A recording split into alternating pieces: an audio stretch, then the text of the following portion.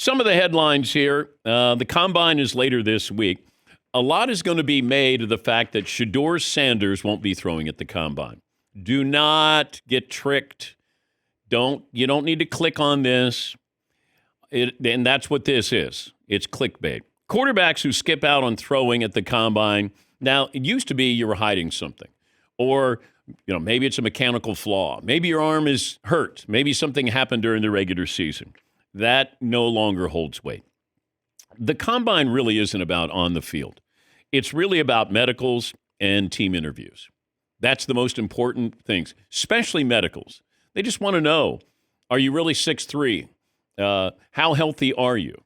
We get caught up in the 40-yard dash. We get caught up in the 3-cone drill and all that. To me, it doesn't matter. I mean, is it interesting TV? Yeah, if you got nothing going on. But, the quarterbacks didn't throw last year.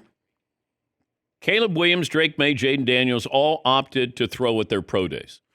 Was there any outrage? Were they hiding something? So I think we got to be fair in what we're covering. How about we be fair to what the real story is here? Shedeur Sanders is doing what other quarterbacks have done. First-round draft picks, not throwing. Now, you might view this as a knock on Shedeur Sanders. Oh, he's not throwing. That is going to be the message that's probably going to be conveyed. The draft process has evolved, and skipping the throwing portion of the Combine isn't a red flag. It's just the new norm. And Cam Ward, do we care if he's throwing or not?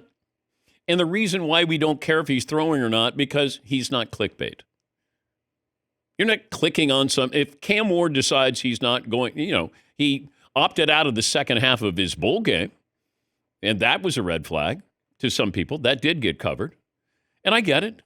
But I don't know if Cam Ward throwing or not throwing is going to matter to anybody. But Shedeur Sanders, because it's Deion's son, is going to be clickbait. And does it matter? I want to see what you do. You want to do it on your pro day? Good. I don't take anything out of this. Remember Zach Wilson? My God, did you see that throw? He did the Mahomes throw left, back, right. Oh, my God, did you see that? How did that work out? Right? Kyle Bowler from his knees can throw it 50 yards. Maybe he should have played on his knees. Like Jamarcus Russell. Like we go down the list of guys where you go, oh, my God, did you see that? That's the problem. It's like you study all year and then you decide you're going to throw away all your notes and you're going to just go, hey, I'll just go with what I remember. But I think what happens is you get caught up in the, no, let's take the approach. Let's look at game film. Let's talk to, maybe coaches who coached against this guy, players who played against just no, we're not going to do that. We're going to, change direction right at the last minute.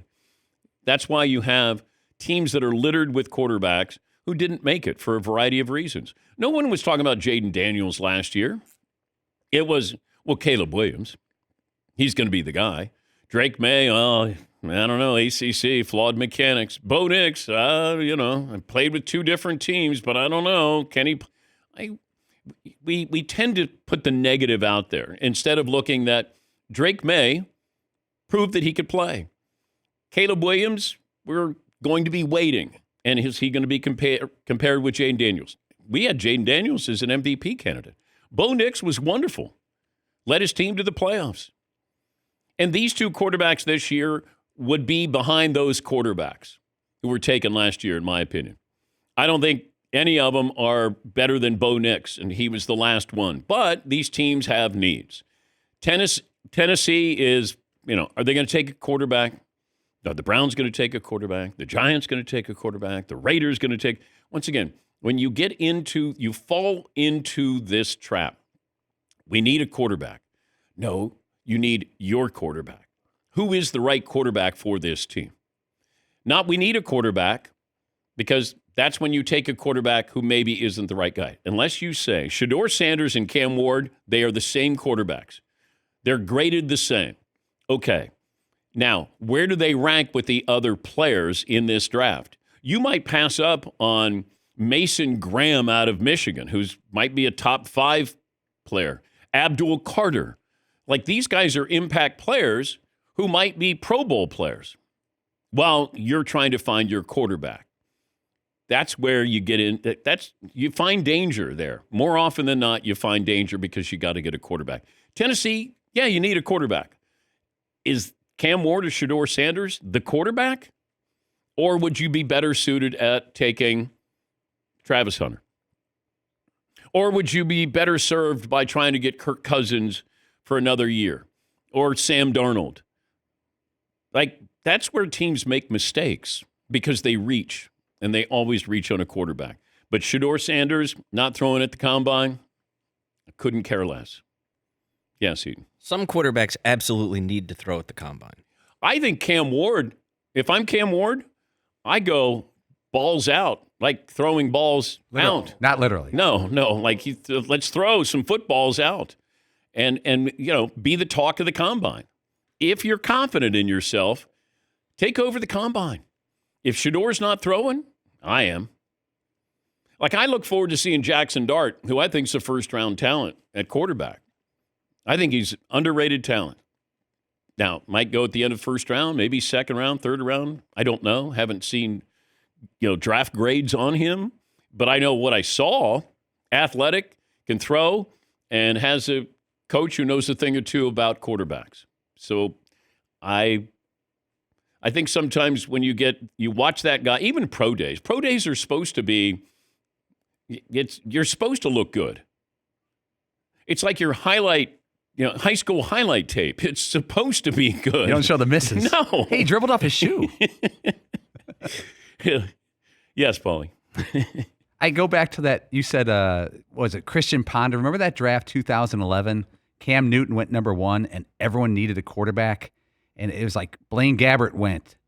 Christian Ponder went. Everybody needed a quarterback, and a lot of them didn't work out that year. They took guys. Christian Ponder, a week before the draft, they had him as a second round guy. And then the Vikings, everyone had to have a quarterback. There's some drafts where everyone does it. Well, I'll go back to Achilles Smith got drafted by the Bengals, 3rd overall. You're like, why? Got to get our quarterback. And didn't Donovan McNabb go before him? Does that sound right? Tim Couch go number 1. Like, I got to get our quarterback. No, get the right quarterback, not the.